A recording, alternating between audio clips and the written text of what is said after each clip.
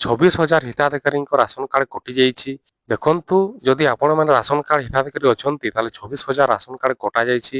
କଣ ପାଇଁ କଟା ଯାଇଛି, କଣ ଅପଡେଟ ରହିଛି, ଭିଡିଓକୁ ଦେଖନ୍ତୁ ଶେଷ ପର୍ଯ୍ୟନ୍ତ, ଯାହାକି ଜାଣିପାରିବ 26,000 ରାସନ କାର୍ଡ ହିତାଧିକାରୀଙ୍କ କଟା ଯାଇଛି। କଣ ଅପଡେଟ ରହିଛି ଆପଣମାନେ ସମ୍ପୂର୍ଣ୍ଣ ଭାବରେ ଭିଡିଓକୁ ଦେଖିଲେ ଆପଣମାନେ ଜାଣିପାରିବେ।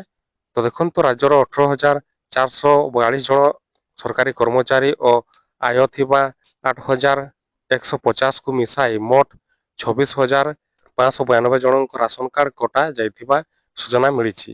ତେବେ ରାସନ କାର୍ଡ ଫେରାଇଥିବା ସରକାରୀ କର୍ମଚାରୀ ମଧ୍ୟରେ ମୟୂରଭଞ୍ଜ ଜିଲ୍ଲାରୁ ସର୍ବାଧିକ ରହିଛନ୍ତି। ସୂଚନା ମୁତାବିକ ମୟୂରଭଞ୍ଜରେ ହିତାଧିକାରୀଙ୍କ 1,364 ଜଣ ସରକାରୀ କର୍ମଚାରୀ ରାସନ କାର୍ଡ ଫେରାଇଛନ୍ତି। ଏହା ପଛକୁ ରହିଛି ବାଲେଶ୍ୱର, କଟକ ଓ ଖୋର୍ଦ୍ଧା ଜିଲ୍ଲା।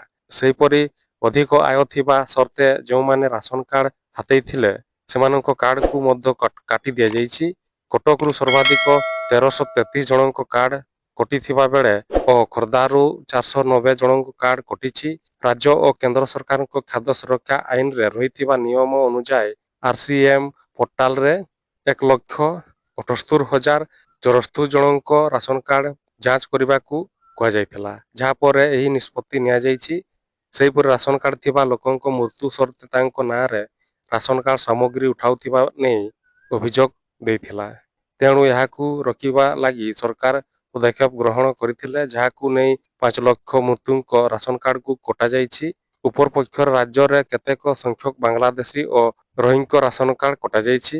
ତ ଦେଖନ୍ତୁ, ଏଇଭଳିଆ ଆଜିର ଅପଡେଟ ଥିଲା। ଯଦି ଆପଣମାନେ ମଧ୍ୟ କର୍ମଚାରୀ ଅଛନ୍ତି ସରକାରୀ, ତାହେଲେ ଆପଣଙ୍କ ରାସନ କାର୍ଡ କଟାଯିବ। ଆଉ ଯେଉଁମାନେ ବାଂଲାଦେଶୀ ରହିଥିଲେ ସେମାନଙ୍କ ରାସନ କାର୍ଡ କଟାଯାଇଛି। ତ ଏଇଭଳିଆ ଆଜିର ଅପଡେଟ ଥିଲା। ଆଶା କରୁଛି ଭିଡିଓ ଭଲ ଲାଗିଥିବ, ତାହେଲେ ସେୟାର କରନ୍ତୁ, ଲାଇକ୍ କରନ୍ତୁ।